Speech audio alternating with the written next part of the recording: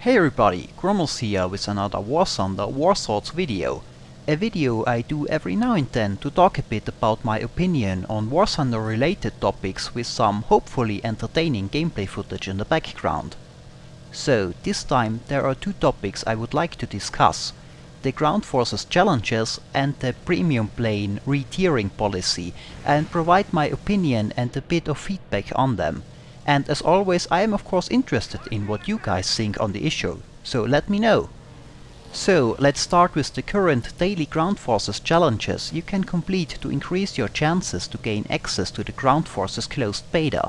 Now, I was of course excited to hear that the ground forces will be released somewhat soon, and I can't wait to see more of them. However, I think the concept of having those daily missions to gain early access to them is a bit flawed. Now, the most obvious concern that a lot of people raise is of course that the whole idea is a bit unfair to people that just don't have the time for those daily challenges. This is of course true, and it can be argued that this way a lot of people that potentially have a large amount of knowledge about tanks and ground combat and could therefore provide some valuable feedback won't be in this part of the beta because they did not have the time to do daily missions, or simply were not interested in the daily grind. But of course, the counter-argument is that in this stage of the closed beta, Gaijin is probably looking for people who have a lot of time and are willing to spend it on Warthunder, and that the challenges are designed with that in mind. And that knowledge about tanks and ground combat is not that important at this stage of the test, because it is more about testing the game itself, stress tests, gameplay and so on. It's of course hard to argue with that.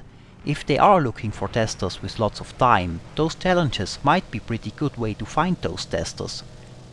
Now, if you wonder if I do the ground forces missions, I did a few at first, but then I decided against doing more. The reason is that those challenges often tempt or even force you into a playing style I don't enjoy. If you watched my videos, you know for example that I'm not that interested in getting the final blow on an aircraft. If I think he's out of the fight or someone else is finishing him off, I rather go look for another target that is a bigger threat to me or my team. But if you try to finish a challenge that requires you to get a certain amount of air kills in a plane within a limited amount of time, that is not a viable option, and suddenly you find yourself within a lemming train trying to get a final blow on an already doomed aircraft, risking friendly fire and collisions in the process. That's just not me, that is not how I want to play this game, and I don't have fun playing like this. So I simply decided not to do the challenges and play the game normal. That is however where I ran into a problem, one that in my opinion presents a very big issue with those challenges. The thing with those missions is that it is very hard to escape them if you want to be part of them or not. One of the most mentioned examples for this so far is of course the challenge in which you had to get a certain amount of air kills flying German planes. The result was of course that so many people tried to play German fighters that it was almost impossible to get in a game with a German plane. Now you could say, if you don't have any plans to do the challenges, why does that bother you? Play another nation. Yes, that is an option for me. I did not have any plans on playing the German planes that day anyway. But what about other players that don't have that option? Not everybody plays multiple nations. There are people that prefer to finish one nation completely before they move on to the next one. So let's assume there is a guy coming home from work and just wants to play a few rounds in his Stuka for example, and he can't because everybody in the kitchen sink plays German planes for the challenge. Those missions should not have such an impact on the average player. Of course, this is an extreme example, but I would say the challenges have a negative impact on the gameplay as well, in historic battles at least. Much more people than usual just don't care about the team or if they lose or win a round, as long as they get a few kills for the challenge of the day. So you have more than usual entire teams diving after one easy kill, or B-17s dropping all their bombs on a light AA or artillery, and you can't blame them for that either. For example, without the challenges, when you see a B-17 dropping all its heavy bombs on unimportant AA and artillery targets, you could maybe give him a few tips. Tell him, look, everybody can kill those with machine guns, why don't you go after bigger stuff like pillboxes or tanks instead? That would help your score as well as the team. But when we have a heavy bomber challenge like today, the answer would most likely be, yes, I know that, but there is a challenge going on and I need to get a lot of ground kills in this plane. Any ground kills. And this way it just goes faster and I don't want to spend all night doing this. And this of course would be completely understandable. But for the people that just want to play the game normally, such a large amount of players not caring about playing normal anymore just reduces the fun of the game. And this is a huge flaw in my opinion. There are a lot of people that don't care about the closed beta missions and just want to play the game. The challenges should not have such a large impact on their enjoyment of the game.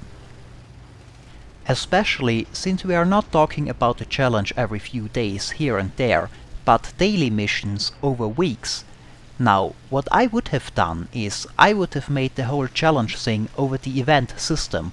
I thought events like those ground force challenges were one of the reasons to introduce the event system in the first place. So if we have a challenge like today's heavy bomber mission, provide an appropriate event with all heavies available from all sides, like on Krimsk, just like the Japanese in there as well, and a proper amount of ground targets. Some fighters as well, it's supposed to be a challenge after all. And 3 versions of course, arcade, historic battle and full real battle. And then make it so that only the kills in the proper event map count. This way the testers that want to do the challenges have an easy way to do it with all the planes available and enough targets. And the ones that just want to play the game normal, without any challenges, can do so over the normal battle button.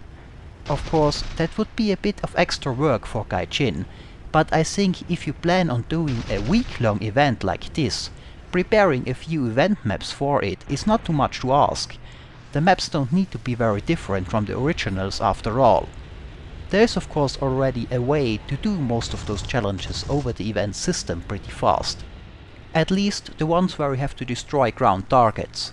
The so-called operations event lets you fly every plane in the game, and few people play this event, so you can get ground kills in every plane pretty fast flying this event. It seems though few people know this. Well, that was my opinion on the ground forces challenges. Let me know what you think. Now, the second topic I wanted to talk about is the re-tiering policy of premium planes. Something I wanted to make a video about since a while, but I never got around to doing it. Now, if you don't know what this is about, currently this issue is mostly, but not exclusively, about the premium Mark 9 Spitfire.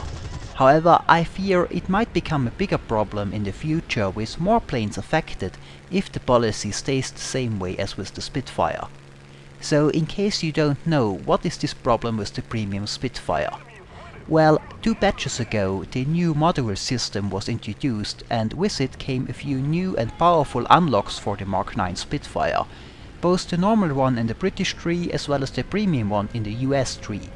Now those unlocks made the plane too powerful for its tier.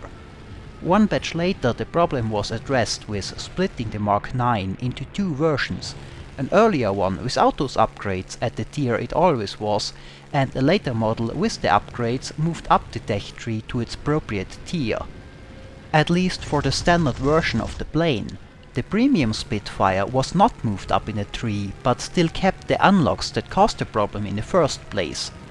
At first I assumed this was just an oversight and the premium version would be moved eventually as well.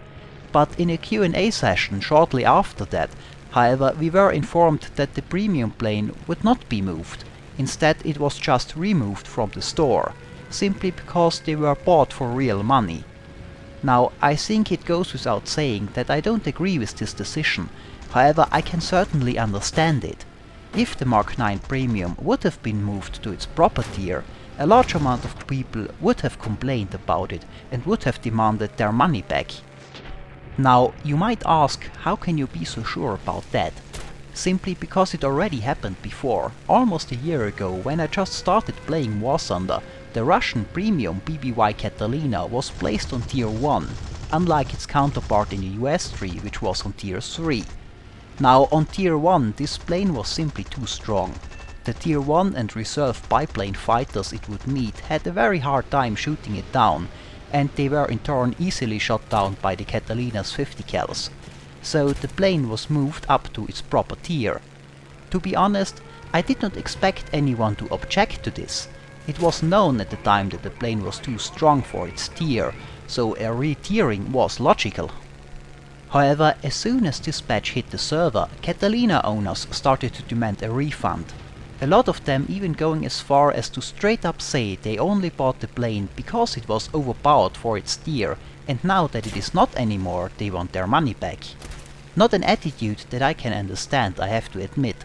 I thought it should be obvious that all planes in the game are subject to balance changes should they turn out to be too strong.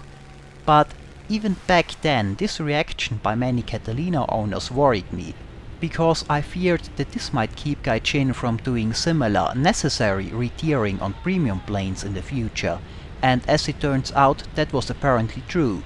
So again, I can understand that they are reluctant to do re-tiering on premium planes, because of the large amount of refund demands that will most likely cause. But of course, I still don't agree with this decision for several reasons. The first one is pretty obvious. It is simply not fair to the other players that have to face a plane that is far superior to their own on a regular basis, and those premiums are still very common, even though they were removed from the store.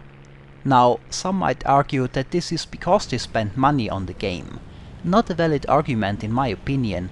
A free-to-play title should be balanced in such a way that free-to-play players can always compete at the same level. Money should buy you convenience, faster leveling up, not power that cannot be achieved in any other way. Also, most people have spent money on the game in some way, bought premium planes or accounts or crew experience. People that bought the premium Spitfire are not the only paying customers in the game. I, for example, own a lot of premium planes, not the Mark 9 Spitfire though. I have however thought about buying it before the new modules came out, and that brings me to my next point. The refusal to place the plane on its proper tier will be a problem for players that bought the plane in the past, but have no interest in an unfair advantage. For people that don't want to fly a plane that is stronger than it should be, the premium Mark 9 became useless. This would have been the case for me if I had bought the plane. Now, the next problem I see with this policy is it will happen again. The game is of course still very much work in progress. Flight models and damage models are still being tweaked, new planes introduced, and of course the ground forces are coming up. All this can and I think eventually will end up with planes needing to be re-tiered again. So what is the plan next time? Simply remove the plane in question from the shop every time one turns out to be under-tiered? That seems problematic, especially since this policy is now known. So the next time we have a massively under-tiered plane and people can foresee that they will be allowed to keep it in its under-tiered state if they buy it before it gets removed, we might see a few of the worst cases of Flavor of the Month planes yet. So I really hope that the way of handling tiering problems with premium planes gets re-evaluated in the future. I think it would be pretty simple to just add a warning to the plane's description that states that this premium plane is subject to balancing and tiering changes should they become necessary, like every other plane in the game as well, and this is no reason for a refund. What do you guys think? Well, that were some thoughts on the challenge missions and the re-tiering of premium planes, and this is it for this video. As always, I hope it was entertaining, thanks for watching, and maybe I'll see you next time.